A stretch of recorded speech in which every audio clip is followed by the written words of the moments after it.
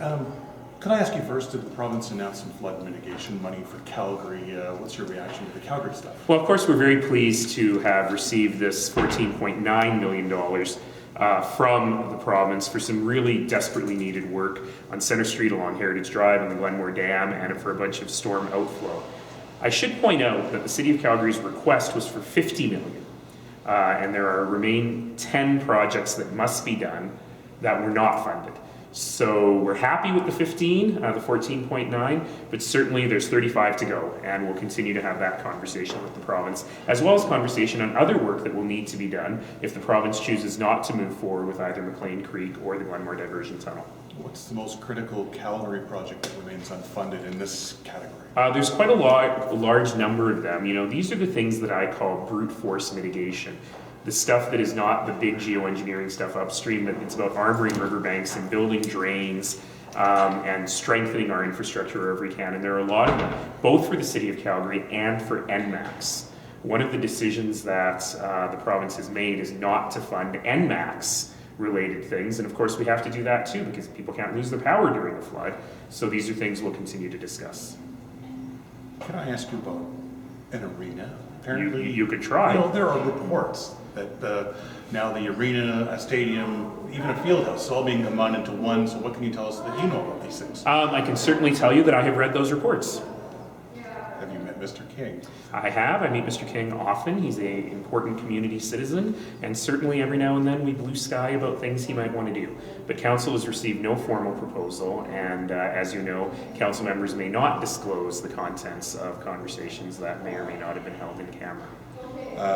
What's your understanding of time frame in terms of when Calgarians might know more? You have to ask the police.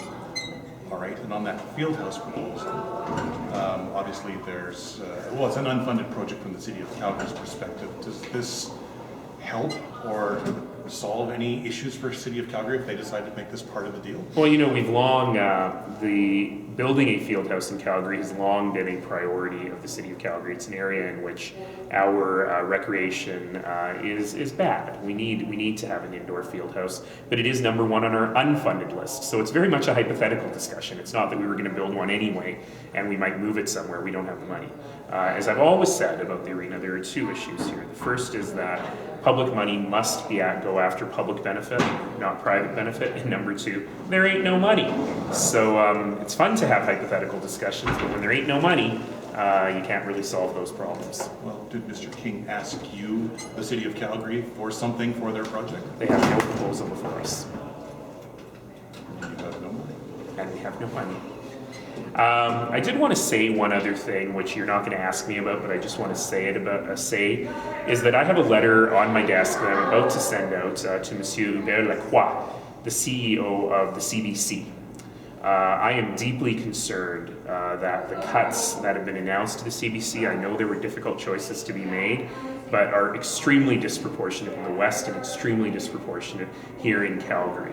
I need to understand why it makes sense that CBC Calgary, covering a region of 2 million people in southern Alberta, should be staffed at the same level as CBC Newfoundland and Labrador, covering about 1/4 of that population. I hope that this was not a political decision, and I feel that the CBC could do a much better job of explaining that, because we need voices covering local news here in Calgary. Mr. Nenshi, I'm sorry I came late. Can you talk a little bit more about the proposed site for this new Flames Arena? I have no idea what that proposed site would be other than what I've read in the Calgary Herald. Right, and if that is in case the site, do you like that site in terms of... There's a reason that there's nothing built there on that site, which is that it is deeply environmentally contaminated. And I will tell you that I have been concerned for some time about the creosote contamination on that site and how the province and the city and the former owner are not doing enough to clean it up. So if this conversation leads us to have a broader conversation about the need to clean up that site, that's a good thing.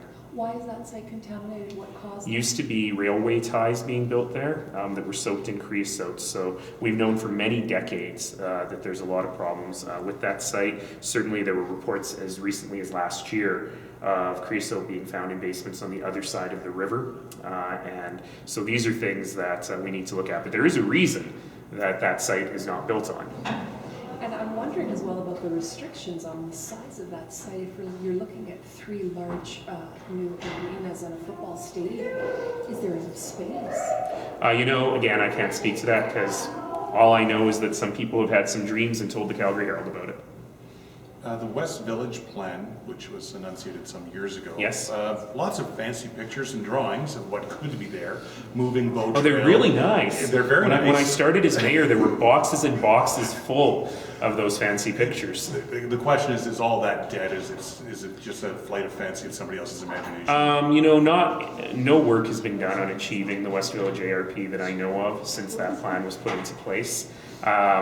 But the biggest problem, of course, being that environmental contamination. And this is something that has increasingly showed up on my radar over the course of the last year or so, ever since we heard about the creosote potentially traveling across the river. And we've got to figure out what to do there before I think we start dreaming about what happens on that land later. Who We might need to pay round for this a up. Last question. Who might pay for a cleanup then on that site? Actually, this is a very fair question because the cleanup costs of that site would be enormous.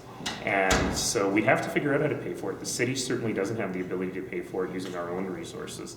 The federal government in this country has not been as great as the US federal government, let's say with Superfund, cleaning up these urban brownfield sites. So I think we need to really have a national conversation around brownfield sites and figure out what's the role of the industry that caused the pollution, what's the role of the federal government, what's the role of the provincial governments, and how can municipalities assist.